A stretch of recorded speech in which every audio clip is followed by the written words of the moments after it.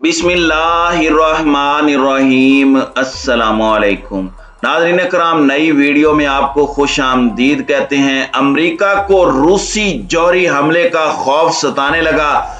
रूस की जानिब से फौजी कार्रवाई में नाकामी पर यूक्रेन में जौहरी हथियारों का इस्तेमाल किया जा सकता है, CIA के डायरेक्टर का ऐसा कहना है। दूसरी जानिब रूस को यूक्रेन पर फिजाई बरतरी हासिल है। रूस की जानिब से डोंबास और बाज मशरकी इलाकों पर फिजा से भारी बमबारी की गई है, जिसमें बड़ी तादाद में जानों का नुकसान हुआ है। मगरबी ममालिक की जानिब से दावा किया जा रहा है कि रूस यूक्रेन में जंगी जराइम से भी बड़ा जुर्म कर रहा है और नस्ल कुशी का मुर्तकिब हो रहा है। हकायक क्या हैं, इस पर हम आज की वीडियो में बात करेंगे। ताहम वीडियो की तफसील में जाने से पहले चैनल पर नए आने वाले दोस्तों से गुजारिश है कि हमारे चैनल को सब्सक्राइब कर लें, बेल आइकन पर क्लिक कर लें, ऑल नोटिफिकेशंस को ऑन कर लें ताकि हमारी नई आने वाली वीडियोस आपको बर वक्त मिल सकें। नाज़रीन इकराम, अमेरिका को रूसी जौहरी हमले का खौफ सताने लगा है। CIA के डायरेक्टर विलियम बर्नर ने अमेरिका की जनूबी रियासत में जॉर्जिया इंस्टीट्यूट ऑफ टेक्नोलॉजी में जुमेरात के रोज एक तकरीर में कहा कि यूक्रेन में रूसी जौहरी हथियारों के इस्तेमाल के खतरे को हल्का नहीं लिया जा सकता। रूस की जानिब से जौहरी हथियार इस्तेमाल कर सकने के बारे में पूछे गए सवाल के जवाब में बर्नर ने कहा कि रूस की तरफ से टैक्टिकल या कम तबाही फैलाने वाले जौहरी हथियारों के मुमकिन इस्तेमाल को हल्का नहीं लिया जा सकता। उन्होंने फौजी कार्रवाई में नाकामियों का हवाला देते हुए रूसी सदर व्लादिमीर पुतिन और उनके हकूमती रहनुमाओं की मुमकिन मायूसी का जिक्र किया।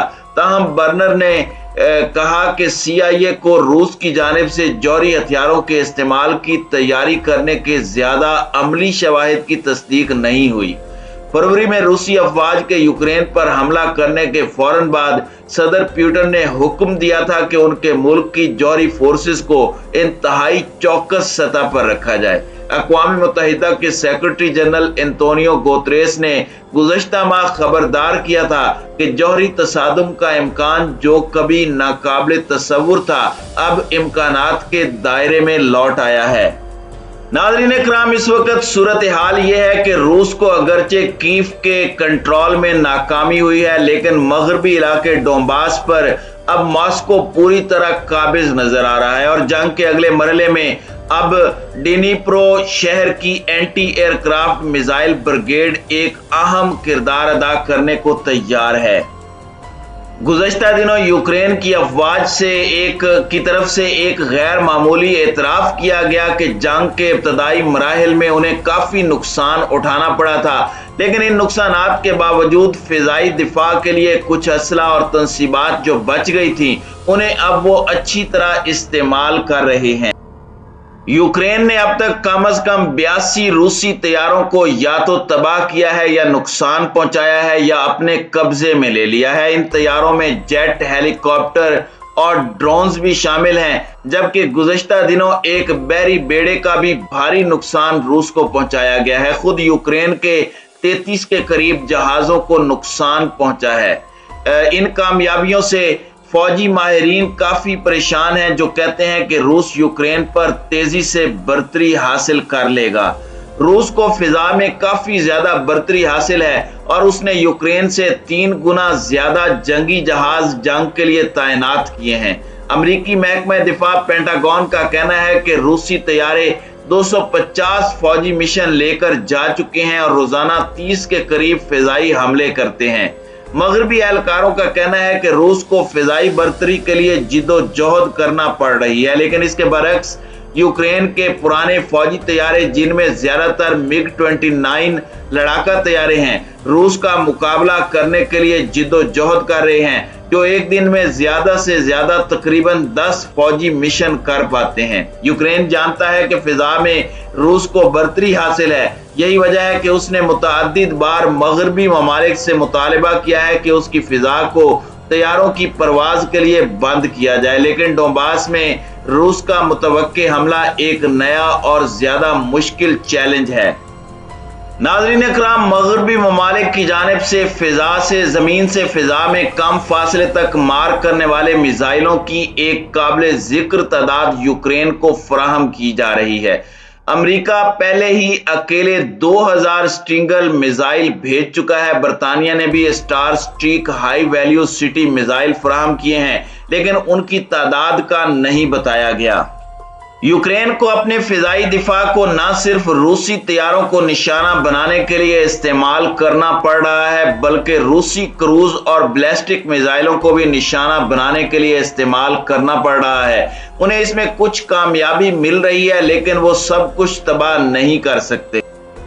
पेंटागन का कहना है कि जंग शुरू होने के बाद से अब तक रूस ने 1550 मिसाइल दागे हैं। रूस का कहना है कि वो हाइपरसोनिक मिसाइल भी इस्तेमाल कर रहा है। यूक्रेन के फिजाई दिफा इन मिसाइलों के खिलाफ कुछ नहीं कर सकते, क्योंकि वो आवाज की रफ्तार से 5 गुना ज्यादा तेजी से सफर करते हैं।